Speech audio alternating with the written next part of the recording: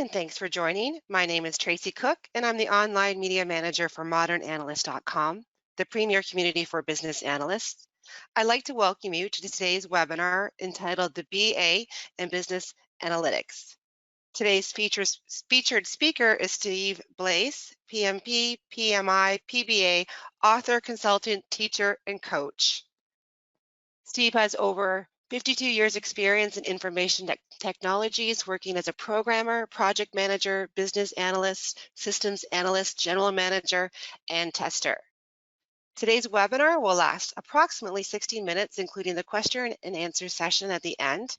Please be sure to submit your questions in advance using the questions feature of the GoToWebinar control panel.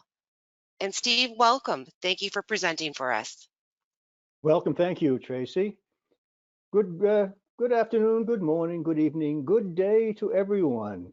We're going to talk about business analytics, one of the several topics in this series where we talk about how the business analyst relates and interrelates with all new technologies.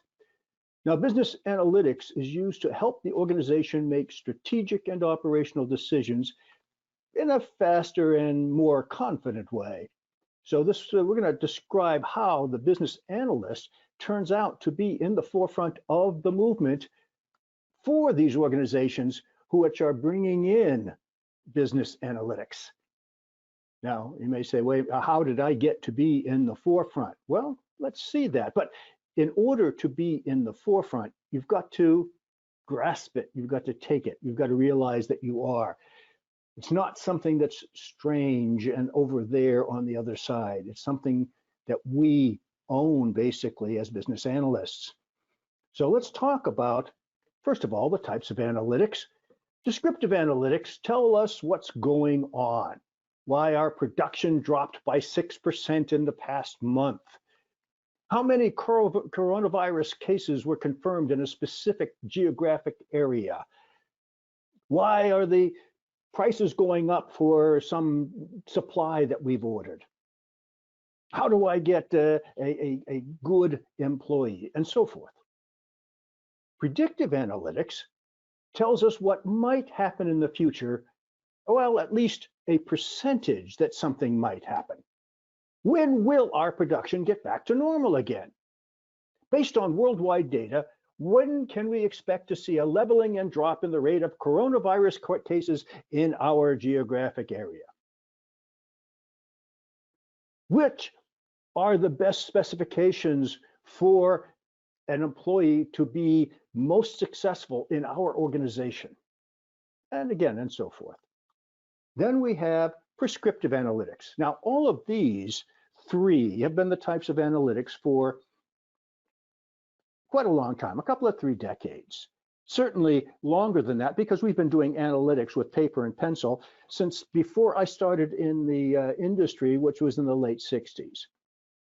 Everyone wants to do the statistics, run the slide rule, type a few things on the old Hewlett-Packard adding machine, come up with some numbers and say, this is what I predict. The prescriptive analytics is relatively new.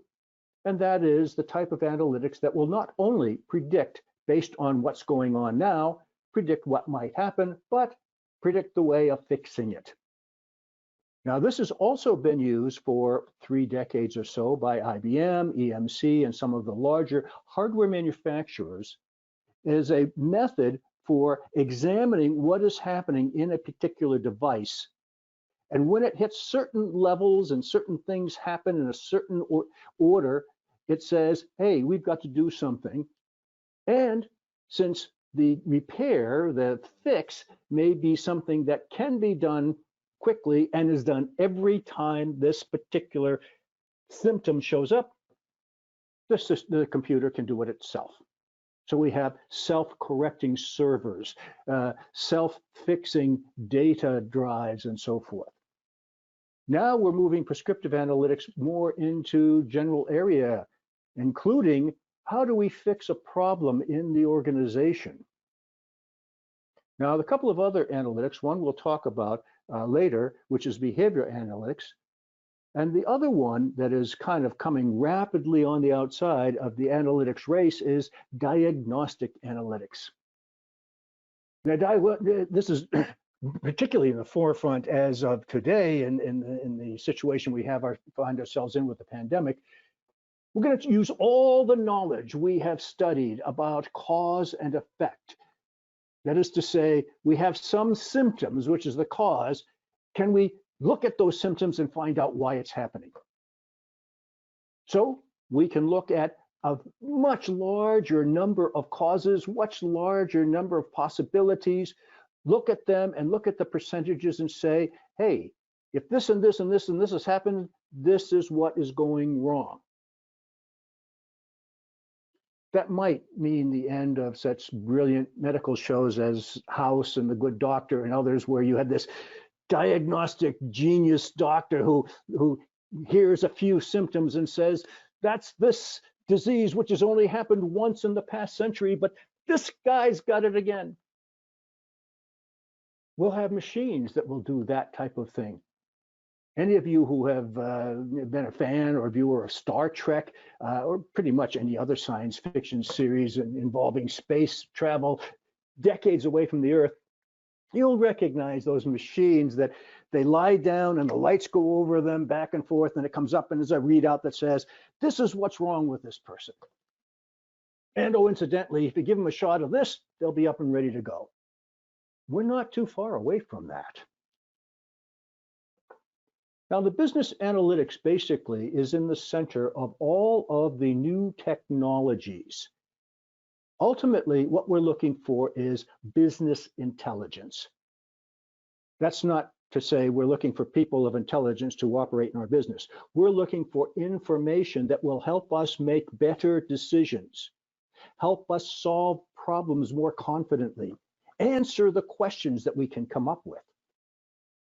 And that basically is business analytics. That's what business analytics does. So when you look at all of the other technologies that are considered to be new and modern and out there, right on the cutting edge, all of them are there for the express purpose of generating business analytics and business intelligence. For example, back 20, 30 years ago, we were working with data warehouses, online analytical processing.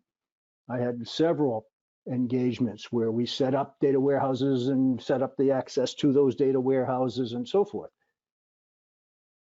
All internal transactional data. Hey, we've got the sales. We've been selling goods for 40 years, and we have all of that data, what everybody has bought and when they bought it and how much for the past 40 years, and we got them in our computers. Why don't we use that data to figure out what might sell next year? How many of these things we should order? Do just-in-time inventory control. Brilliant, and that's what we did. So we did descriptive analytics. Then we had the technologies that would generate data, things like Facebook, LinkedIn, Instagram, Twitter, Pinterest, you name it. All of those different sources of data. Now, one thing we know about transactional data, and we're going to go more deeply into this later on in another session, but the one thing about transactional data is that it's all structured. It would be great to get data off of pictures, streaming video, streaming audio, emails, IMs, text messages. That is the venue of big data. All of that other data, all of the other 80 to 85% of data that is out there in the world accumulating in a massively rapid rate is all being captured by big data in data lakes and so forth. Adding to that is the business intelligence. Now, for most purposes right now, we want to consider business intelligence from the business analyst perspective as being the visualization of that data. dashboards, graphs, heat maps, things that give sense to that data. Along with that is data analytics. You say, okay, Steve, wait a minute. What's the difference between business analytics and data analytics? Data analytics is the primary statistics. That's the math, the science, if you will, behind the business analytics. Business analytics is taking those data analytics and applying them to business problems. We also have data mining. And we'll talk about data mining, I believe, in the next episode. And that is the act of applying models to the data that you see on the left-hand side of the screen to produce results. Those predictions, those descriptions, those diagnostics, those prescriptions all come out of data mining. Then you think about some of the so-called new things like artificial intelligence. What's interesting about artificial intelligence is we've had artificial intelligence on the books and been working with it since the 1950s. Not just in science fiction books and movies and so forth, but in there. But it was always in academia. In fact, the term artificial intelligence came around in the 1940s. I certainly remember in the 1950s reading about artificial intelligence things that were going on. But until we were able to get big data and data mining and all these other things, especially fast networks, artificial intelligence wasn't going to make anybody any money. Now we can. It's feeding business analytics, feeding us information to produce business intelligence. And underneath artificial intelligence are another two terms that you've probably heard, machine learning and deep learning. And again, we'll go into those in a lot more depth later on, but just remember that they are all feeding business analytics. That's what gives the monetization to these particular techniques. Oh, and there's one more thing. We got data coming in, and now we've got data coming in from just about everywhere on something that has been termed, as we tend to do, give fancy and clever terms to things, the Internet of Things, which is feeding big data lakes and being used to generate business analytics. All of this is going to help us get more intelligence about our business, make better decisions, solve the bigger problems, answer the questions. And you say, okay, so business analytics is in the center. Yeah, I see that. But what about the business analyst? Where do we fit in? Well, right there at the bottom there, you can read there, it says business analyst. There you are, sitting there at the desk, typing away. You are responsible. You, as a business analyst or someone playing a business analysis role, needs to define what it is that's done. Why do we need to apply business and analytics in the first place? What is the question we need to have answered? What is the problem we need to have solved? The business analyst will also define the data. It's not the data analyst that will do that. It's the business analyst that will define the data that needs to be there and then analyzed in order to produce the solutions. The business analyst will also review on behalf of or in conjunction with the customers and the users the results. Is this good? Does this make sense to you guys? And finally, the business analyst will produce and define. They won't actually do the coding, but they will define the visualization. How should we present this to an executive, for example? Especially since the data we're looking at is counterintuitive to what the executive believes. How do you present it in such a way that you won't be thrown out of the room? Well, one thing we would like to know is, I mentioned the business analyst, and there's a lot of questions I'm asked on a fairly regular basis. I think I'd like to be a business analyst. Back in 10 years ago, that was how do I become a business analyst? And there are people who are out there who do nothing but help you become a business analyst. Now the question is more, well, I am a business analyst. Should I continue to be a business analyst, or is that kind of going away and I should now move over to being a data analyst? What is the difference anyway? Before I make that decision, I'd like to know, which way to go. So let's look at briefly the difference between the business analyst and the data analyst, and we'll throw the data scientist in there as well. You can see by this table that really the business analyst and business analytics kind of focus on processes, whereas the data analyst focuses on data only. I don't care what process you use this for. I'm just looking at the data, and the data tells me this.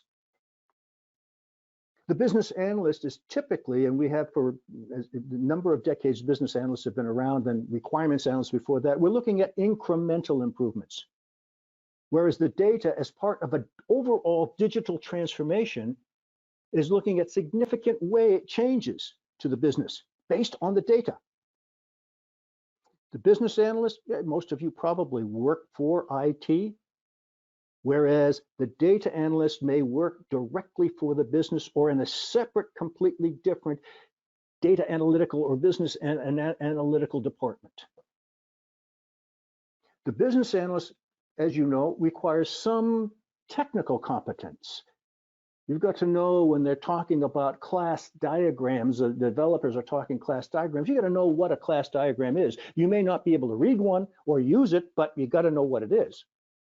You've got to be able to talk in their talk so they can come up with the solutions for these incremental improvements. The data analyst requires statistical and mathematical competence. You've got to know the difference between linear and nonlinear regressions. You've got to know about the distance between clusters and whether to use the mean, the median, or the K values.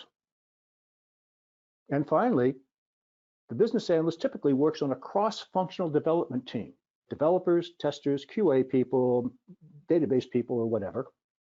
Whereas, as I mentioned, the data analyst works with other data analysts and business people. In other words, the business analyst defines the problem the data analyst solves.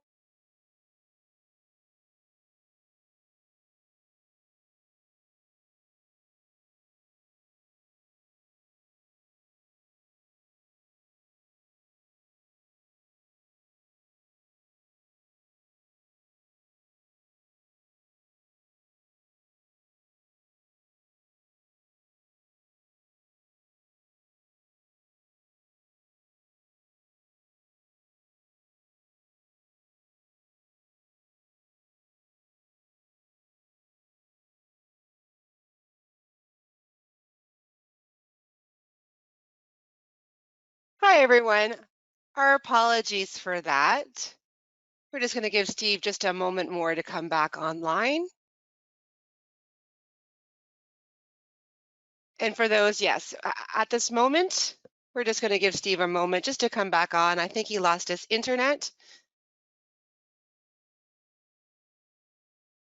And as we're waiting, just a reminder that this and all Modern Analyst webinars are archived and posted to our website within 2 business days.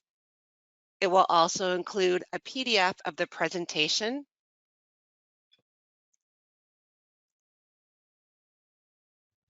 And Steve, are you there? I am back. That was on my side, I'm afraid.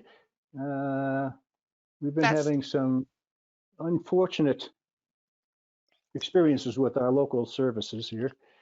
And so right in the middle of a sentence, how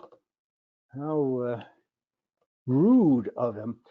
So well, thank I you. mentioned that the business analyst will define the problem. So if you like going around talking to the business and understanding how things go and why they might be better, why they aren't as good as they could be, looking at the competition in the marketplace, business analysis, even in a digital transformation area, business analysis is what you still want to do.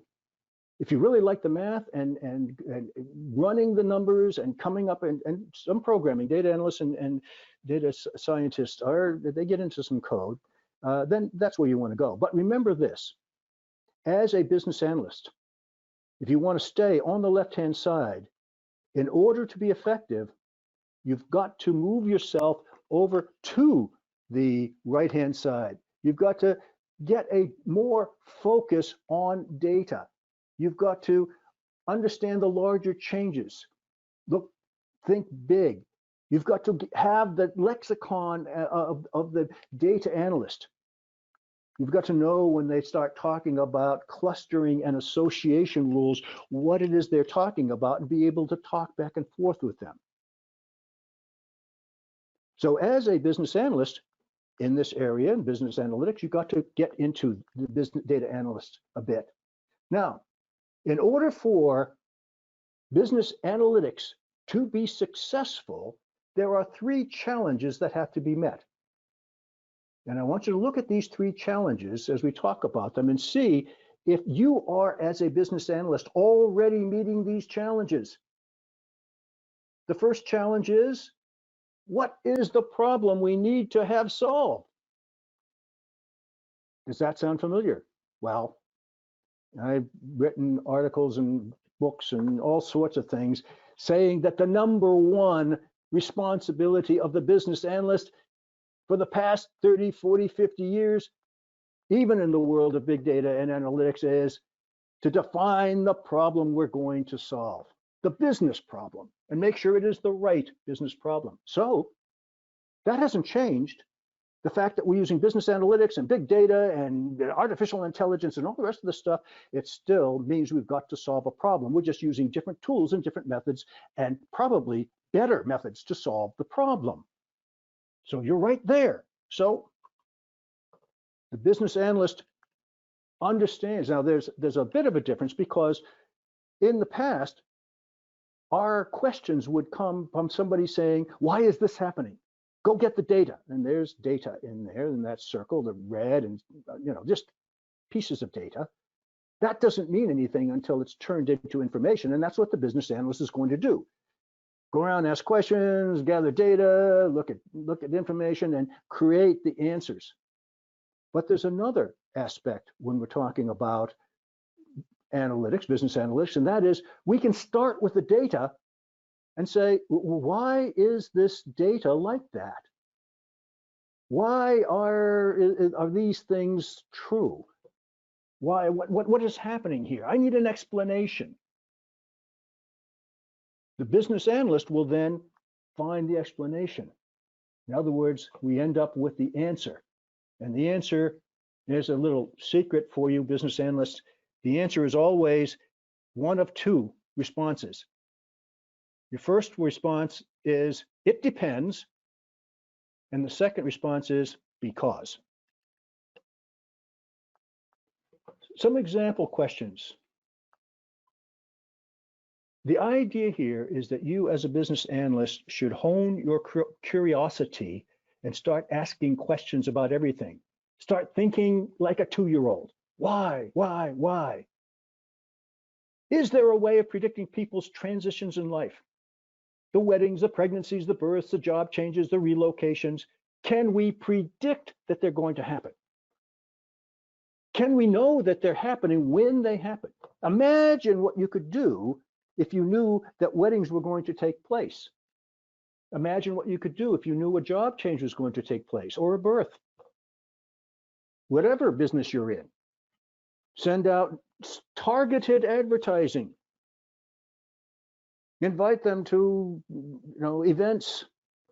Certainly a wedding planner would love to know that before it's announced in the paper, the banns are posted, would love to know that there's a couple that may be getting married on a certain day or getting engaged, and be the first one there to say, hi, I can help you with your wedding. Now, the pregnancy we already know has happened. A department store in the United States called Target, which happens to be out of Minneapolis, had used their business analytics and discovered that by looking at the purchase patterns of people, specifically women, that if a woman were pregnant, she had a certain purchase pattern. They found themselves able to predict to 80-something% accuracy when a woman was pregnant. didn't have the name or anything. This person, because based on the purchasing pattern, this person most likely is pregnant. And you say, well, what good is that? What they did was send advertising brochures. They send mail out. They're not yet to all electronic. They send mail, regular mail. They'll get a little brochure, 4 or 5 pages of different things that's on sale. The ones that went out to these people that were predicted to be pregnant, that were those offering things that you would want if you were pregnant. Now, of course, this caused a little bit of problem because the women were really surprised and pleased, of course, to get all these sales on stuff they would want if they knew that the analysis could also predict when the baby was going to come, which means a month before the baby comes, they get the brochure saying, buy these things for your baby. Here's a crib on sale and so forth. Well, they got a little bit of backlash because of it. And the women felt, because it was right most of the time, that it was an invasion of privacy. They thought it was kind of creepy. So what Target did was embed extra things, and when they sent them out targeted for pregnant women, they put other things like a grill and cleaning fluid for the porch or something. But in there was mostly pregnancy, so it didn't look like it was targeted just for pregnancy. The result: increased sales significantly, and the most important, the holy grail of retail sales, they got customers for life. How about what product sells the most in the days before a hurricane strikes in the mainland of the United States? Walmart did a study of that, looked at all of the sales slips in, say, Florida or Louisiana, and discovered, and this is interesting, I'm pausing a moment to see if you can think of what might be the most. My guess was plywood. I live in Florida, so hurricane comes, you block up the windows. The product that sold the most: strawberry Pop-Tarts. Sold the most of any product, way above. People went and stocked up. They cleared the shelves of strawberry Pop-Tarts before a hurricane. So what did Walmart do? Gets advance notice a hurricane's coming in and sends extra supplies of strawberry Pop-Tarts to all the Walmart stores in that particular area where the hurricane's coming, and sold them out too. How about this question? As an insurance company, how do we know which drivers are more likely to have an accident? Now, this is not anything new, but this is a good question, and it's getting more refined.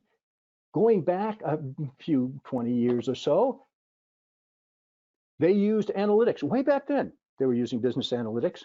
I was working as a project manager for a consulting team at an insurance company, and we had already done pretty much the basic work.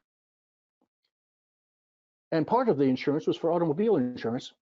And so we had the databases set up, and we had the tables laid out and the whole thing.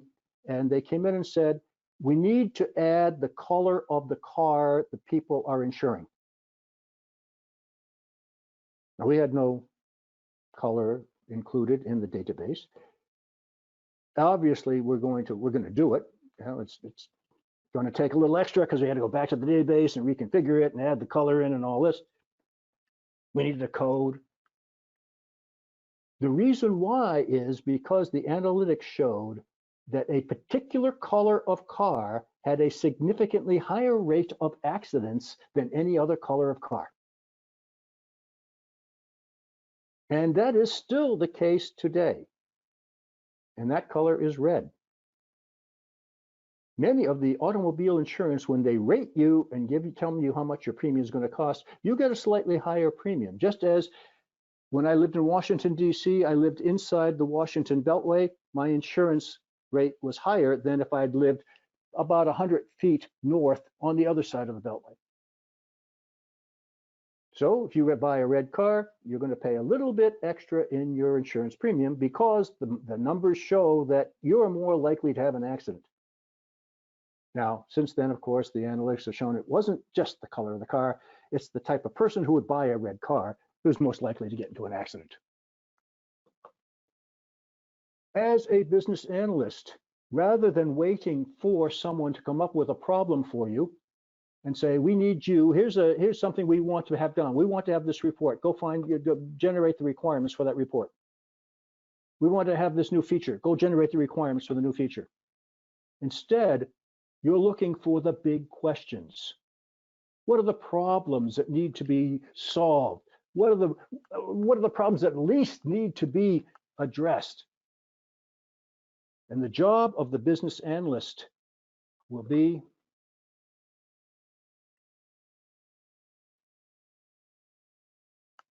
who is going to define the problems in your organization? Who is going to present the problems to management to select and prioritize the problems to be solved? The business analyst. So you have choices. As a business analyst working in business analytics, define what problem to solve. Are you going to solve existing problems or identify new problems? Define what questions you're going to answer current questions or come up with new ones. You're going to define how to know that the problem is solved or the question is answered when the work is done. Considering the possibility of many different solutions and many different answers, which one is actually going to work? The second challenge: how do I get the answers? For the business analyst in the analytics and big data world, the job doesn't stop at just defining the problem, as it might in other areas as a business analyst. The business analyst will guide the data analyst and the data scientist to the right data, identify how that data must be validated and verified, and provide assistance in determining the correctness of the models that the data scientists and the data analysts create. The choices that the business analyst has to make: where can we get the data? Where can we find a reliable stream of data that will continue to produce the same amount of data? Where can we find a reliable source of data? Where can we find enough data so that the models will make sense?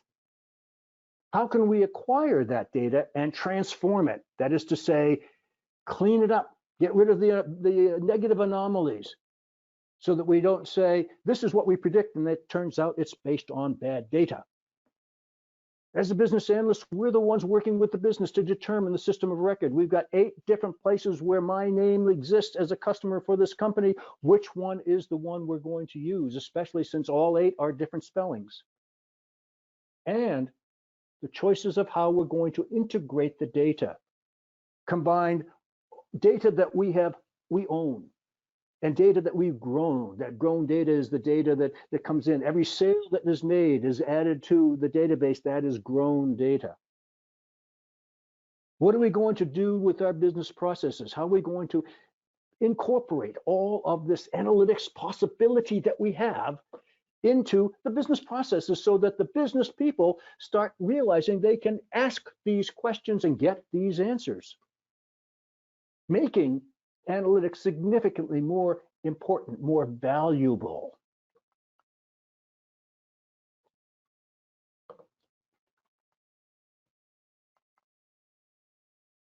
It'll generally be the responsibility of the business analyst or someone playing the business analysis role to determine just where the data comes from.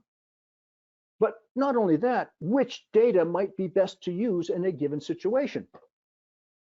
So here is a simile of a real live, changed a little bit to protect the guilty. This is a dashboard, and the dashboard is for banking or financial services, and it represents a customer, a client of a account representative or a manager of sorts who deals with clients. Now, the information on there, the charts and graphs, all come from transactional data from the corporate data warehouses. Nothing new that we were doing. And it tells us what the person has bought, and how their numbers are looking, and where their stock is, and what their annuity looks like, and the portfolio, and so forth. And that would be right there. And you got the picture and so forth coming in from demographic data.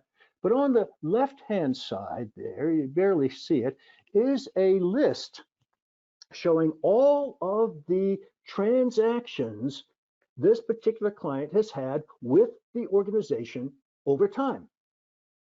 All of the phone calls, all of the text chats, all of the emails, including every time the person makes some kind of change or query on their personal website. You get your own page, right? And you can look at your account and all that. Every time, it's all there. And you can click, the account representative can click on that and see the full email. Listen to an audio text. That's also included here. Now, those do not live in the warehouse. That's unstructured data. That lives someplace else, but it's included and incorporated. So you can actually, as the account representative, the client has been doing its own trading and so forth, bank business, and you might not talk to them for 3 or 4 months. But at the point that you do, you can say, yes, we talked to last February, and as I recall you, and be able to quote it exactly. The client, of course, is going to feel very flattered that the account representative remembered them, very personalized, good relationship, even though they hadn't talked in a long time. Additionally, as you can see, there's other data, and some of the voice data and all that comes in from those little icons around the outside, but also from social media. Remember, we asked the question, can we know of events that are happening in a person's life when they're happening or before they're happening without the person telling us? Well, you've got social media.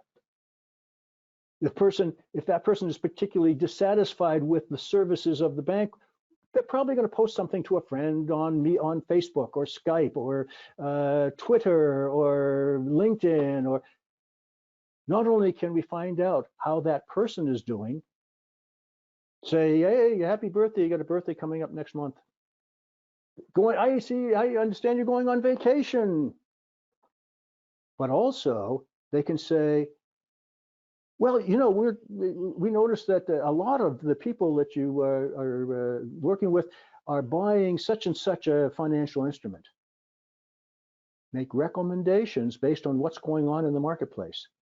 All of that comes in. Now, who defines that? Who defines what is needed? Well, the account manager in this particular case said, this is what I would like to see. If I'm going to work with my clients, I would love to have this on the dashboard. And it was the business analyst who then went out and defined where the data came from. It was the data analyst and data scientist that then got the data and refined the data and brought it in, extracted it, scraped it off of Facebook, for example. Intimately involved with the whole over process. Now, this is the behavior analytics I mentioned earlier, that we're able to now capture behavior of people. And the idea here is this is new, and it's primarily right now, it's not that new. We've been using behavior analytics for a while, particularly in fraud detection, security, protection, perimeter protection for computers and so forth. And by using this now, the idea is where else can we use it? People's behavior. Can I know that? For example, is the pattern of entering data on your keyboard? Right? This webinar is going to be over in a little while. You're going to go back to keying on your keyboard. Can I tell by recording the keystrokes that you're making that you are anticipating something outside of work? You're distracted. And the answer is yes. We have the ability now to do that. Now, how would we use that? Knowing that you're distracted, what does that mean? I don't know. But as a business analyst, we can now say, here is a solution. What are the problems we can apply this to? One that you may have already been familiar with is you get a call from your credit card company or an email that says, did you use your card in Winnipeg last month or last week? And you say, no, I've never been to Winnipeg. Good, thank you. And we'll cancel the card and take care of it. It's fraud.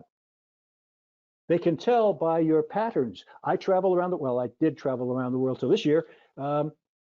They used behavior analytics to say, okay, there was a charge on his card in Singapore, but that's okay because there was also a charge in Atlanta, which is the airport. So this is normal. And it fits his other patterns of travel in the past. And we have a charge over here that for the airline tickets. All of that can be done. That's behavior analytics. That's a new focus of business analytics and the business analyst. The third challenge, we've got the data. What are the insights? What is it telling us? And what do we do with them? The data analyst and the data scientist are going to report the results. They're going to say 63% of items purchased in the grocery store are purchased through impulse shopping. 82.9% of our customers will pay more than twice the price for our laundry detergent when we offer a larger container, even if it doesn't have twice as much laundry detergent. Those are insights derived from the data. What are we going to do with them? Which insight should we run with? What can we do to make it actionable? The example of Target mentioned earlier, they made it actionable by sending out brochures. Another example is the data scientist or data analyst of a chain drugstore, again in the United States, discovered a correlation between the purchase of disposable baby diapers and beer. Well, what does that mean? Is it just an anomaly? Applying analytics, applying analysis to the analytics, we can determine that young married men on their way home from work are told to stop by and pick up a box of disposable baby diapers for their new child. And as long as they're there, they pick up beer. This happens enough that when they go pick up beer, they automatically pick up the diapers as well. There's a correlation in the sales of diapers and beer. Well, that's cool. What do you do about it? Well, you put a display of diapers, small display of diapers, disposable diapers near the beer the coolers, and you put a couple of 6-packs of beer or so display near the baby diapers. Increase sales in both. That's what the business analyst will be doing. Yeah, we got all this data, we got all this information, we got all these things. Are there any insights that we can do? So you have choices again that the business analyst will be making for the organization. Which insight will provide the greatest impact for the company? Drop costs, increase revenue. How can I make that insight actionable? And how can I communicate the insight and the action? What data visualization is best?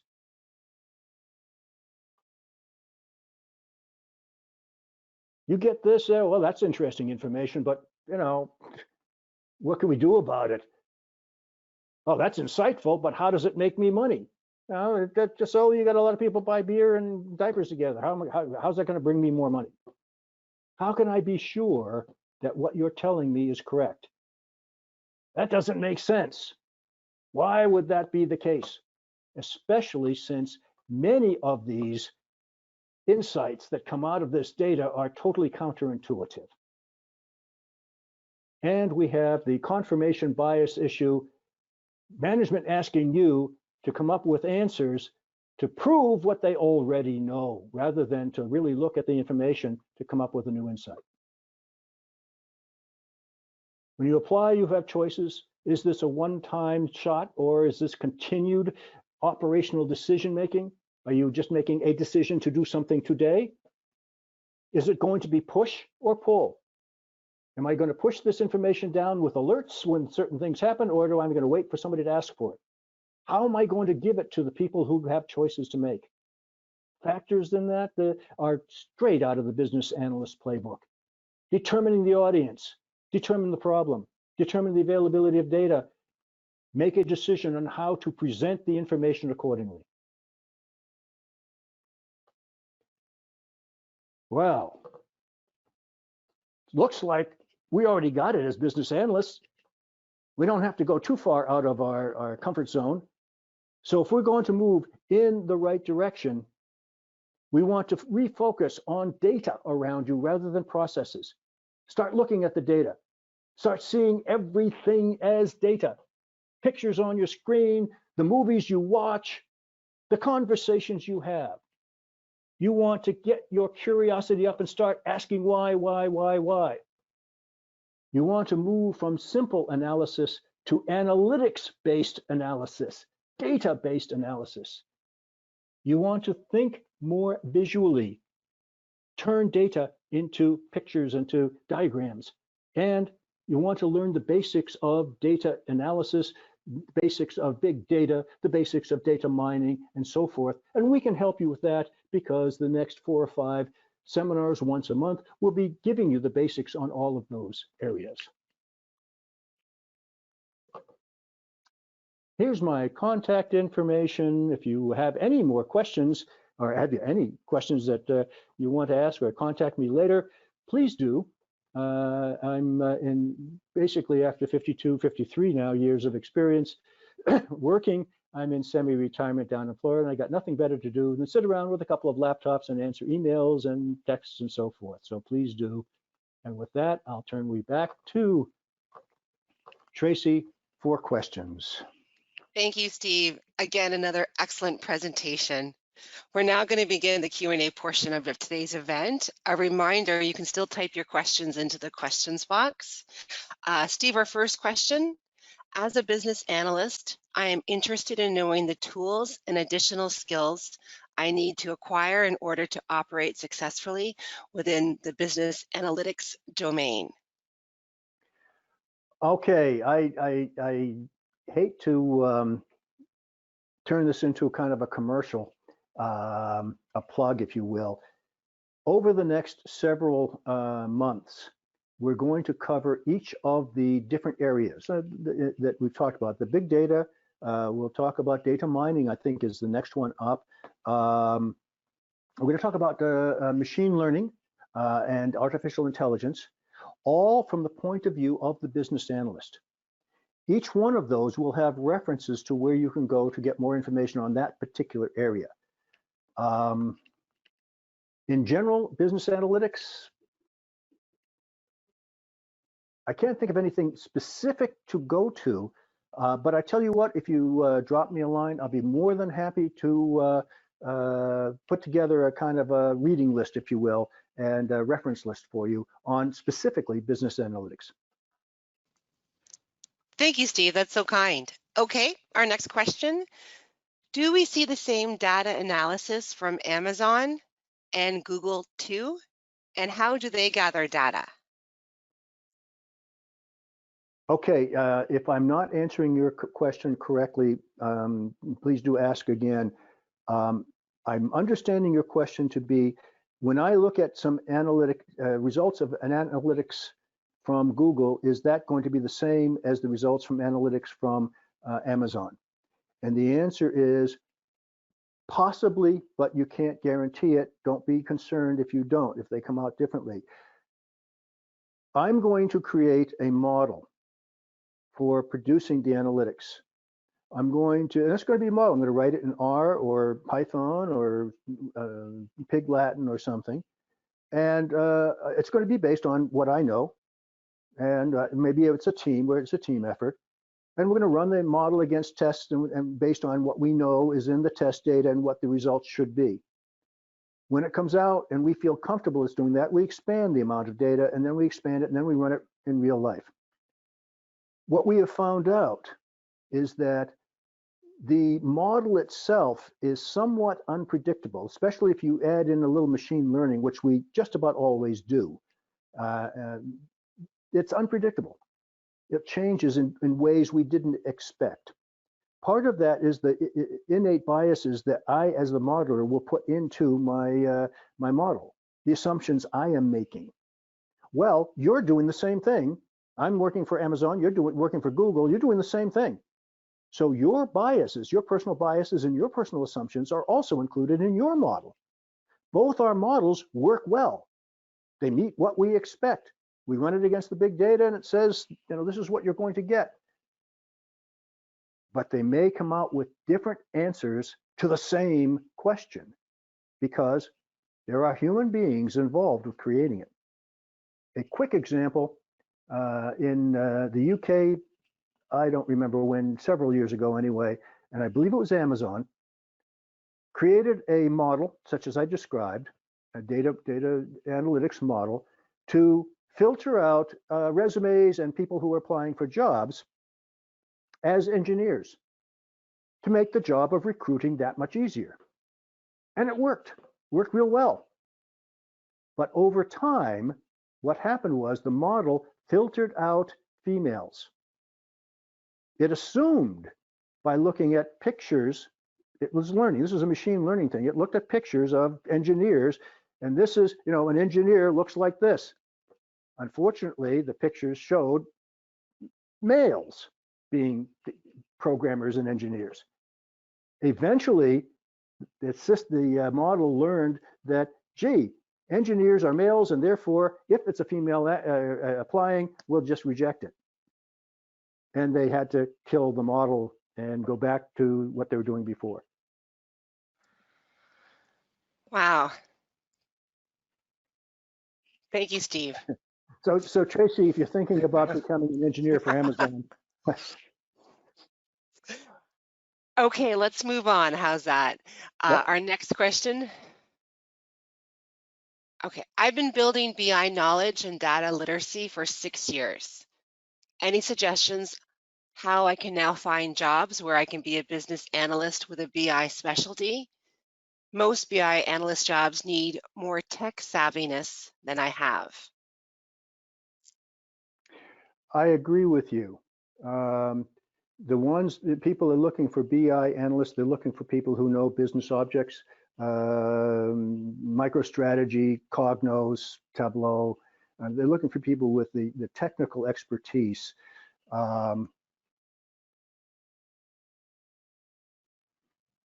How to actually, when you go, if you get the first, of course, is to get the interview, and I'm not sure how to advise you on that. An employment agency or something might help. But here's a tip for when you go for the interview. Focus on the problems of the company. That is not to point them out, not to say, I know you have problems in this, but make it clear that your focus is on solving problems. It's not on writing code. It's not on making Tableau spit out a nice diagram, a nice chart. It's solving problems. And you use basically whatever tool you need to solve the problems, but you're focused on solving the problems and you recognize what problems are. You know what questions to ask. This is recognizable by the people who are doing the hiring. And I can vouch for that to a degree because I was on that side helping people hire business analysts. If you can make it clear, communicate well that you're there to solve problems, you've got a leg up on anybody. And especially if you've got the business BI background, as you mentioned, you've got another leg up. So that's what I would suggest. How to get to the interview, I'm not really sure nowadays. I'm, at my age, I haven't been in the job market in a long time. Steve, what a great answer. That's great. Thank you. Our next question, can you elaborate more on behavioral analytics? Sure. Here's an example of behavioral analytics, and the examples I'm giving are not science fiction. They're not future stuff. They're not out of some crime movie or something. The behavioral analytics can tell, for example, that I'll use a bank. Let's use that as an example. as you know, if you're gonna rob a bank, you're gonna case the joint first, or a jewelry store, or what have you. And so we've got video going, and they're recording people, and they can record when the jewelry heist takes place, and so the police can look at the film and say, okay, we know who did it. Well, it's already stolen, it's already gone. And if they have a good place to hide, the best thing you can do is hopefully they'll show up someplace. But what if you were able to tell it was going to happen before it happened? What if you were able, through recognition and behavior, people walk differently, they move differently. I know how a person would look, the machine, would know how people are shopping in the jewelry store, how people are when they come into a bank, the behavior they exhibit. They go directly to the teller, or they go over and they write something. Somebody over there is walking around the bank and never goes to the teller, looks around, or takes a picture or something, and walks out, and does this a couple of times. Immediately, that's behavior that is anomalous. That is not the normal behavior of 50 million other people who've been through the bank in the past 27 years. That gets flagged. Now, that doesn't necessarily mean that person is going to rob the bank, but it's anomalous behavior. It's behavior that might be recognized as a potential. Remember, all of the predictions are potential. There's an 85% chance this will happen. There's a 13% chance this will happen. So now we can watch that particular person, print the picture off the video, hand it to the guards. They can watch the person and be prepared for the person coming in and stop the burglary or the robbery before it happens. And that's an example of using behavioral analytics in conjunction with our other processes with the video to be able to tell when that happens. The same thing with an insider in security. I was in security for a great number of years. In security, we know that the biggest threat we have is an insider, somebody who's already passed the perimeters, who's already working in the company. They know where the jewels are. They know how to get them. It turns out that we can detect behavior of people who are going to do something wrong. They act differently. And we can also say, gee, that person's acting differently than they've always acted. Therefore, they're up to something. And we can refine it over time to be able to pinpoint the fact that that person is going to commit a crime. We don't know why, but something bad is going to happen. That person's doing something bad before it happens. Now, we can already tell when it happens. They use the computer. I can pinpoint it to your computer at this time, and reasonably sure you're the person sitting there. But if we can tell beforehand, now this is not in place anywhere because it required, well, it is in place some places, but not places where you would probably work. It requires, of course, video surveillance. And we got a lot of privacy issues in the United States and Europe and so forth. So, but that's behavior analytics. That's being able to tell that your behavior isn't the same as everybody else's behavior, and your behavior isn't the same as it has been before. It's simply looking at a database that you have never looked at before. It might be a change in behavior. Changes in behavior, as a professor of mine 60 years ago told me, never ignore bad behavior. And changes in behavior is always bad. Hopefully that helps. Thank you, Steve. We have time for just one more question. Where do you draw the line between a business analyst and a data analyst? And how do you know when you're going too deep and focusing on data rather than finding out what the problem is?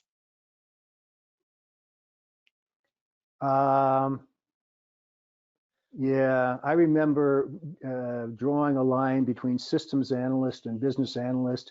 And at one company, in fact, I was brought in to help mediate a disagreement between the business analysts and the systems analysts. Systems analysts claiming the business analysts are overstepping their boundaries. They're over-specifying. I haven't seen that too much between data analysts and business analysts as yet. I don't think there is a line. I don't think there should be a line.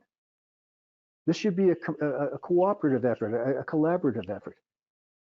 And the data analyst, the business analyst says, how about looking at this data? And the data analyst says, that's cool. As opposed to the data analyst saying, well, you can't tell me what to do. I'm the data analyst. You go do your business thing, man. Leave me alone.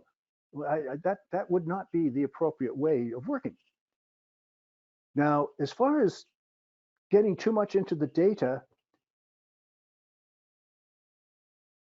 that's a real heavy question in terms of all sorts of possibilities. But let me cut it down because this is, we're getting to the end here.